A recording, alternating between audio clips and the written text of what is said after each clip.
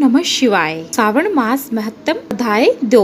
श्रावण मास पहले अध्याय में नंदन कुमार जी भोले शंकर के संवाद का वर्णन कर रहे थे। आज इस अध्याय 2 में भगवान शिव शंकर सनत कुमार को श्रावण मास में करने योग्य कार्यों को बता रहे हैं। भगवान शिव सनत कुमार जी से बोले, हे महाभागा, आपने उचित बात पूछी है। ब्रह्मपुत्र, आप विनम्र हैं, यही कारण है कि आप बड़े श्रद्धालु हैं। आप समस्त सद्गुणों से युक्त हैं, श्रद्धालु तथा भक्ति संपन्न श्रोता हैं। अनग, आपने श्रावण मास के विषय में विनम्रता पूर्वक जो पूछा है उसे तथा जो नहीं भी पूछा है वह सब अत्यंत हर्ष तथा प्रेम के साथ मैं आपको बताऊंगा।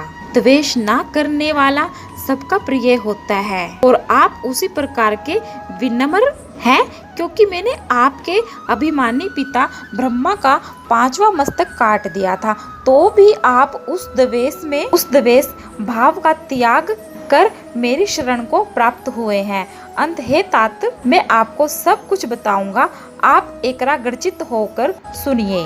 हे योगी, श्रेष्ठ मनुष्य को चाहिए कि श्रावण मास में नित्य पूर्वक नत व्रत करें। नियम से रहकर मनुष्य एक समय सायकाल 4 बजे भोजन करे और पूरे महीने भर प्रतिदिन रुद्रा अभिषेक करें। अपनी प्रिय किसी भी एक वस्तु का इस मास में त्याग कर देना चाहिए। पुष्पों से, फलों से, दांतों, तुलसी की एक मंजरी तथा तुलसी दल और बिल्व पत्रों से शिव की लक्ष्य पूजा करनी चाहिए। विद्वान ब्राह्मणों को भोजन कराकर नियम अनुसार व्रत धारण करें। कोटि लिंग की पूजा अर्चना करनी चाहिए। महीने भर नियम धारण करें, व्रत पालन करना चाहिए। शिव बोले कि मुझे पंचामृत अभिषेक कराना अति प्रिय है। अंत भक्त को मेरे लिए यह अवश्य ही करना चाहिए। इसके लिए जो भी कुछ किया जाता है वह अनंत प्रकार के शुभ फल देने वाला होता है। हे मुनिये में श्रेष्ठ, इस माह में भूमि पर सोए, ब्रह्मचार्य रहे और सत्य वचन बोले।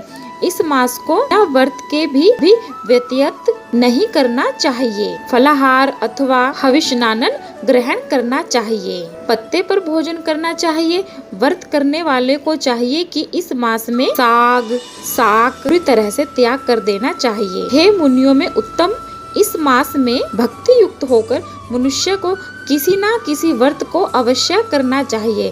प्रातःकाल स्नान ध्यान करें, इंद्रिया निग्रह करें, अर्थात अपनी इंद्रियों को वश में रखें। एकाग्र मन से प्रतिदिन मेरी पूजा करें। इस मास में मंत्रों का 4 बार श्रवण करना सिद्धि प्रदान करने वाला होता है। शिव मंत्र और गायत्री मंत्र का जाप करना चाहिए। शिव जी की प्रदक्षिणा, नमस्कार तथा वेद पठन मनुकुल और मनोवांछित फल प्रदान करने वाला होता है। पुरुष सूक्त मंत्र का जाप करना चाहिए, यह अत्यधिक फल प्रदान करने वाला होता है। कोटि होम, ग्रह योग होम, लक्ष्य होम तथा अयुत होम करने पर मनोवांछित फल प्राप्त होता है। इस मास में व्रत रहित रहने वाले को नरक, रहने वाले को सुख और व्रत रहित रहने वाले को नरक की प्राप्ति होती है। वह वहाँ पर प्रलय तक रहता है। इस श्रावण मास के समान मुझे पूरे वर्ष का अन्य कोई भी माह प्रिय नहीं है। यह मास मनोवांछित एवं कामना के अनुसार फल देने वाला होता है। यह मास काम व्यक्ति को मन इच्छित फल देने वाला तथा निष्काम व्यक्ति को मोक्ष प्रदान करने वाला अत्यंत सत्पुरुष। इस मास में जिन व्रतों को करने की विधि विधान उनका वर्ण मुझसे विस्तार पूर्वक सुने। रविवार को सूर्य व्रत करें, सोमवार को मेरा पूजन करें, करने के पश्चात ही भोजन ग्रहण करें। श्रावण मास में प्रथम सोमवार से ही शुरू करके निरंतर 3 मास तक किया गया व्रत समस्त मनोकामनाओं और अर्थ सिद्धियों को देने वाला होता है। मनोकामनाओं और अर्थ सिद्धियों को देने वाला होता है। यह व्रत रोटक व्रत कहलाता है। मंगलवार को किया गया व्रत मंगल गौरी व्रत, बुधवार को किया गया व्रत बुध व्रत, बृहस्पतिवार को किया गया व्रत बृहस्पति व्रत, शुक्रवार को किया गया व्रत जीवनितिका देव व्रत, शनिवार को हनुमान तथा नरसिंह का व्रत किया जाता है। हे सनत कुमार, अब आप मुझसे तिथियों के अनुसार किए जाने वाले व्रतों को सुने। श्रावण के शुक्ल पक्ष की द्वितीय तिथि को ओदमपुर नामक व्रत होता है। श्रावण के शुक्ल पक्ष की तृतीय तिथि को गौरी व्रत होता है।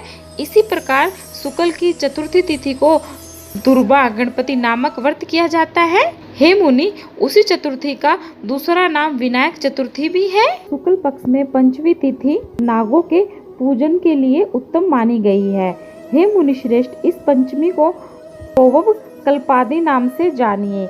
यह महा उत्तम फलदायी होता है। छठी तिथि को आप सुपोदन व्रत और सप्तमी तिथि को शीतला व्रत होता है। अष्टमी अथवा चतुर्दशी तिथि को देवी का पवित्रारोपण व्रत होता है। इस माह के शुक्ल तथा कृष्ण पक्ष दोनों 9वीं तिथियों को नक्त व्रत करना बताया गया है। शुक्ल पक्ष की 10वीं तिथि को आशा नामक व्रत होता है। कोई मनुष्य इस मास की दोनों पक्ष की एकादशियों को आशा व्रत का होना स्वीकार करते हैं। श्रावण मास के शुक्ल पक्ष की द्वादशी तिथि को श्री विष्णु की पितरारोपण व्रत बताया गया है। यह श्रीधर व्रत भी कहलाता है। इस द्वादशी तिथि में भगवान श्रीधर की पूजा करके मनुष्य परम गति प्राप्त करता है। उत्सर्जन, उपकर्मा, सभादीप सभी उपकर्मा, इसका बाद रक्षाबंधन, पूर्ण श्रावण क्रम, सर्पबलि और हयाग्रीव का अवतार, ये 7 कर्म पूर्णमासी तिथि को करने हेतु बताए गए हैं। हयाग्रीव नाम का भगवान विष्णु का अवतार माना गया है। श्रावण मास की शुक्ल पक्ष की पूर्णमासी को 7 व्रत होते हैं। श्रावण मास के कृष्ण पक्ष में चतुर्थी तिथि को संकट चतुर्थी व्रत कहा गया है और श्रावण मास की कृष्ण पंचमी तिथि को दिन मानम कल्पादि नामक व्रत का जाना चाहिए। हे देवी जरतुतम, कृष्ण पक्ष की अष्टमी तिथि को श्री कृष्ण का पूर्ण अवतार हुआ। इस दिन उनका अवतार हुआ उत्सव के दिन इस दिन व्रत करना चाहिए। हे मुनि श्रेष्ठ, इस अष्टमी की मनवादी तिथि जानना चाहिए। श्रावण मास की अमावस्या तिथि को पीठारोव्रत कहा जाता है। इस तिथि में कुशों का ग्रहण और वृक्षों का पूजन किया जाता है।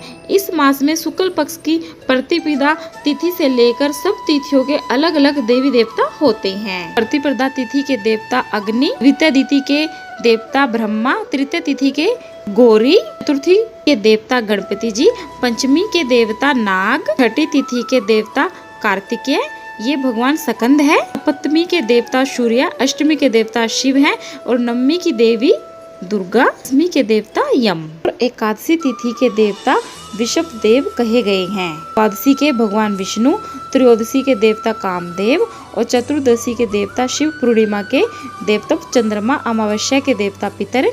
इस क्रम से ये देव देवता तिथियों के स्वामी कहे गए हैं।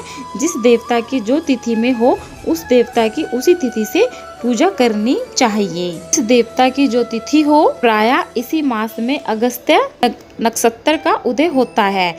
हे मुने, इस काल को बता रहा हूँ, आप एकाग्रचित होकर सुनिए। सूर्य के सिंह राशि में प्रवेश करने के दिन से जब 12:40 घड़ी व्यतीत हो जाती है तब अगस्त्य ऋषि का उदय होता है। इसके 7 दिन पहले से ही अगस्त्य ऋषि को अर्घ्य प्रदान करना चाहिए। 12 मासों में से सूर्य अलग अलग नामों से जाना जाते हैं। उनमें से श्रावण मास में सूर्य गभस्ती नाम वाला होकर तपता है। इस मास में मनुष्य को भक्ति संपन्न होकर सूर्य की पूजा करनी चाहिए। यह है सप्तम। 4 मासों में जो वस्तुएं वर्जित है उन्हें सुनिए। श्रावण मास में साग यानी कि साग तथा भाद्रपद में दही का त्याग कर देना चाहिए। इसी प्रकार अश्विन में दूध तथा कार्तिक में ताल का त्याग कर देना चाहिए। यदि इन मासों में इन वस्तुओं का त्याग नहीं कर सकते तो केवल श्रावण मास में ही इन वस्तुओं का त्याग करने से मानव सभी मनवांछित फलों का प्राप्त कर लेता है। मान्य सज्जन ब्राह्मण, यह बात मैंने आपसे संक्षेप में कही है। हे मुनि श्रेष्ठ, इस मास के व्रतों और धर्मों के विस्तार को सैकड़ों वर्षों में भी कोई नहीं कह सकता। भक्त मेरी और भगवान श्री हरि विष्णु की प्रीति पाने के लिए संपूर्ण व्रतों का पालन करे। परमार्थ रूप में विचार करने पर आप मुझे तथा श्री हरि में कुछ भी भेद नहीं पाएंगे। मुझ में और हरि में कोई भी भेद नहीं है, ऐसा जानना चाहिए। प्राणी हमें भेद की भी कल्पना करते हैं, वह सब अनंत में आप भी श्रावण माह में नरक लोक में जाते हैं तथा अनंत दुख भोगते हैं। अंत आप भी श्रावण माह में नियम एवं धर्म के अनुसार अनुसरण करते हुए समय व्यतीत करें। यह मांगे सब प्राणियों के लिए कल्याणकारक एवं मोक्ष प्रदान करने वाला मोक्ष प्रदान करने वाला होता है। इस प्रकार ईश्वर सनत कुमार संवाद के अंतर्गत श्रावण व्रतों देव कथन नामक दूसरा अध्याय संपूर्ण हुआ। दूसरे अध्याय से सुनने और सुनाने से पुण्य फल की प्राप्ति होती है। इस अध्याय में भगवान शिव ने स्वयं कहा है, शिव और विष्णु एक ही हैं। जोर से कमेंट का नारा लगाएं, हर हर महादेव जरूर लिखें।